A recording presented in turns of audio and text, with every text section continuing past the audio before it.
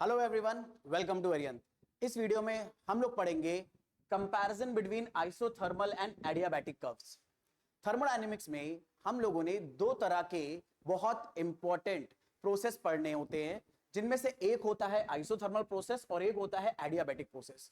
और इनका pressure volume axis पर अगर ग्राफ बनाया जाए तो इन्हें बोला जा सकता है isothermal curve and adiabatic curve. अगर हम इन दोनों प्रोसेस के बारे में बात करें तो आइसोथर्मल प्रोसेस के अंदर उसके नाम से पता चल रहा है टेम्परेचर सेम रहता है, क्योंकि आइसो का मतलब होता है सेम और थर्मल का मतलब होता है टेम्परेचर। तो आइसोथर्मल प्रोसेस में टेम्परेचर सेम रहने वाला होता है।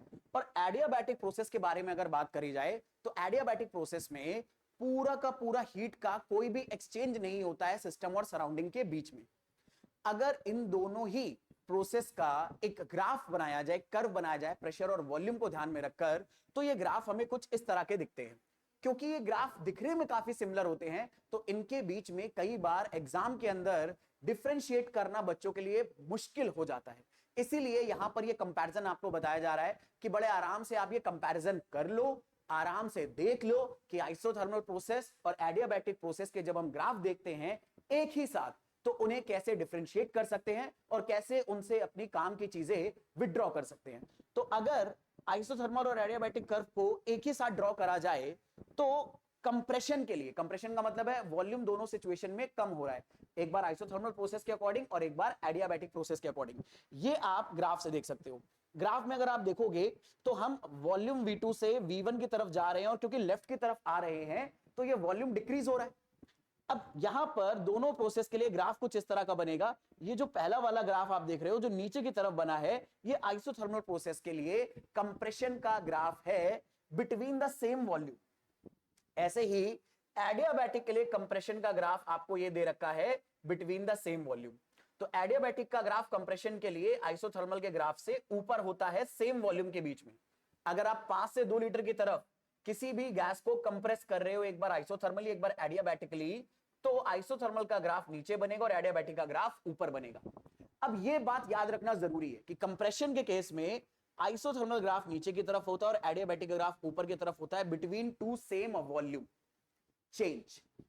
अब यहां से अगर हम चीजों को रिलेट करें तो हम बहुत ही इंपॉर्टेंट चीजें कंपेयर करके निकाल सकते हैं।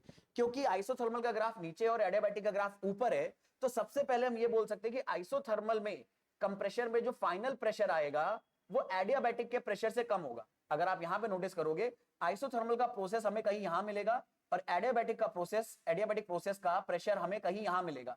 तो यहां पर प्रेशर एडियाबैटिक में ज्यादा आ रहा है और आइसोथर्मल में कम। तो सबसे पहला पॉइंट तो आप यही बोल सकते हो, फाइनल प्रेशर आइसोथर्मल में कम रहेगा और एडियाबैटिक में ज्यादा रहेगा अगर हम कंप्रेशन कर रहे हैं गैस का between the same volume.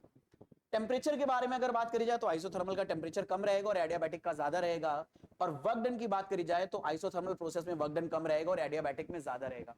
Work done कैसे ज्यादा है? तो दरअसल में अगर इस तरह का ग्राफ बना हुआ है पीवी ग्राफ, तो उस ग्राफ के नीचे का एरिया पूरा वर्क डन देता है। तो यहां पर अगर आप आइसोथर्मल के लिए एरिया निकालोगे तो आइसोथर्मल के लिए एरिया जो आएगा वो ये एरिया आएगा, जबकि एडियाबैटिक के लिए आपको पूरे इस ग्राफ के नीचे का एरिया चाहिए तो पूरा ये एरिया आपको लेना पड़ेगा। तो ये एक्स्ट्रा एरिया एडियाबैटिक प्रोसेस में हमें मिल रहा है, तो एक्स्ट्रा वर्क डन मिल रहा है। दैट इज व्हाई एडियाबैटिक का वर्क डन ज्यादा आएगा कंप्रेशन में और आइसोथर्मल का वर्क डन कम होगा, बशर्ते आप दो सेम वॉल्यूम के बीच में कंप्रेशन या फिर गैस को वॉल्यूम डिक्रीज करके ले जा रहे हो। अगर हम कंप्रेशन की बजाय एक्सपेंशन के बारे में बात करें, यानी वॉल्यूम इंक्रीज अगर कर रहे हैं, तब तो कहानी उलट जाती है।